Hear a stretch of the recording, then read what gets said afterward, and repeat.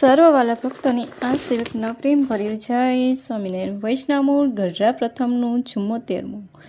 સમજણ આપકારે કરાય તે છે તેનું ક્ષાર. જેને જેટલો વૈરાગ્ય છે સમજણ હોય તે વિષય પ્રાપ્ત થાય કે આપતકાર આવે ત્યારે કરાય છે. બીજું, આપણે ભગવાનના દાસી માટે જેમ તેમની મરજી હોય તેમાં રાજી રહેવું.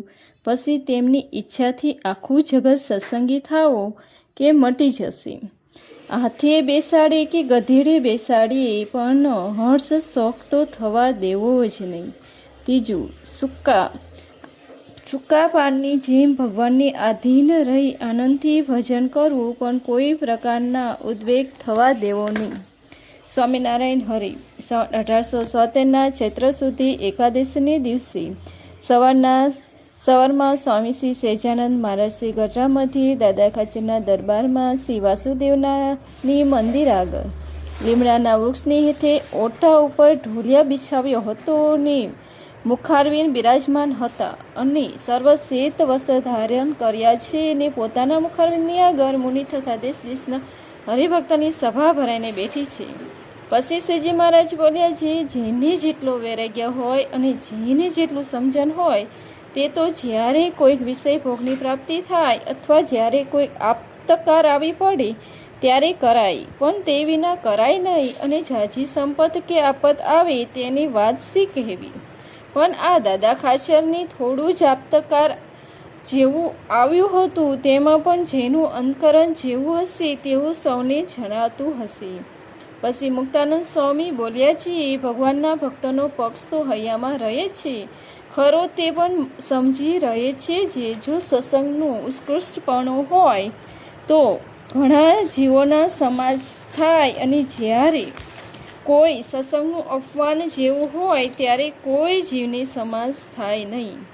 એટલા માટે હર્ષ શોખ જેવું થઈ આવી છે. પછી શ્રીજી મહારાજ બોલ્યા છે, આપને તો શ્રી નરનારાયણ દાસ છીએ તે શ્રી નરનારાયણ જેમ ગમે તેમ રાજી રહે, અને જે નરનારાયણ ઈચ્છા હશે તો સત્સંગે વૃદ્ધિ થશે, અને જો એમને ઘડાવવો હશે તો ઘટી જશે. અને એ નરનારાયણ આપણી હાથે બેસાડે તો હાથે બેસીને રાજી રહેવું, અને ગધાડે બેસાડે તો ગધેડે બેસીને રાજી રહેવું. અને એ શ્રી નરનારાયણ ચરણાવિદ એવા બીજે ક્યાંય પ્રીતિ રાખવી નહીં. અને આવા થૂકના સાંધા હોય તેને વિશે જેનું મન શોભા પામે તો જ્યારે સાચો જ જગત વ્યવહારમાંથી આવ્યો હોય તો તેના શા હાલ થાય.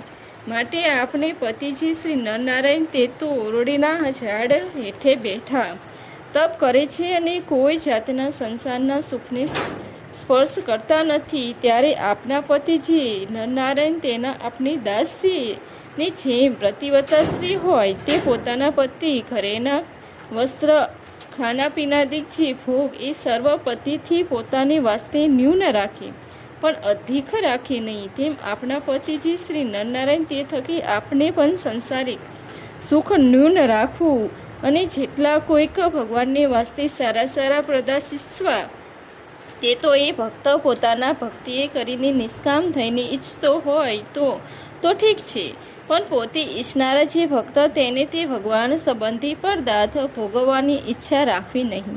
અને ભગવાનને તો સંસારના સુખની ઈચ્છા નથી, પણ પોતાના ભક્તની ભક્ત જાણીને પોતાને જે પદાર્થ અર્પણ કરે છે તેનો અંગીકાર કરે છે. અને જો ભગવાનને સંસારનું સારું સુખ જોઈતું હોય તો અનંત કોટી બ્રહ્માંડના પતિ એ બ્રહ્મપુર ગોલક ને વૈકુંઠ ધામના પતિ અને રાધિકા લક્ષ્મી આદિ જે પોતાની શક્તિઓ તેને પતિ એવા જે ભગવાનથી સર્વ પોતાના વૈભવને તજીને બોરડીના ઝાડ હેઠે તપ કરવા સારું બેસે. માટે ભગવાનનો તો વિષય સંબંધી સુખની આસક્તિ હોય જ નહીં. એમાં પણ બીજા અવતાર કરતાં આપના પતિ જે નરનારાયણ તે તો અંત્યત્યાગી છે અને જીવના કલ્યાણને અર્થે તપ કરે છે. અને એ નરનારાયણને કોઈ વૈભવ જોતો હોય તો બોર ખાઈને સારું બેસી રહે ને આ સંસારમાં મૂર્ખા જેવો હોય છે પણ ગામ ગરાસ ભોગવે છે. તો નરનારાયણ તો સાક્ષાત ભગવાન છે. તે જો અમને કોઈ જોઈતો હોય તો વધુ તો નહીં પણ 4 તો ગામડા વાસવી બેસે, પણ એ ભગવાનને કોઈ જોતું જ નથી.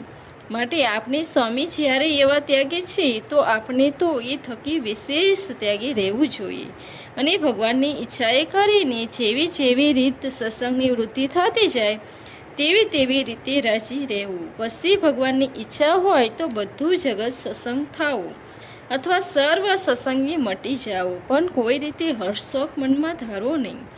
આ ભગવાનનું કર્યું સર્વે થાય છે, માટે સૂકું પાંદડું જેમ વાયુને આધારે ફરે તેમ ભગવાનને આધારે લઈને આનંદમાં ભજન કરવું અને પોતાના જાતમાં મનનો ઉદ્વેગ રાખવું દેવું. ઇતિ વૈષ્ણવ ગઢડા પ્રથમનું 74મું પૂરું થયું. સહેજાનંદ સ્વામી મહારાજની જે લાઈક શેર और સબસ્ક્રાઈબ. જય સ્વામિનારાયણ. Thank you.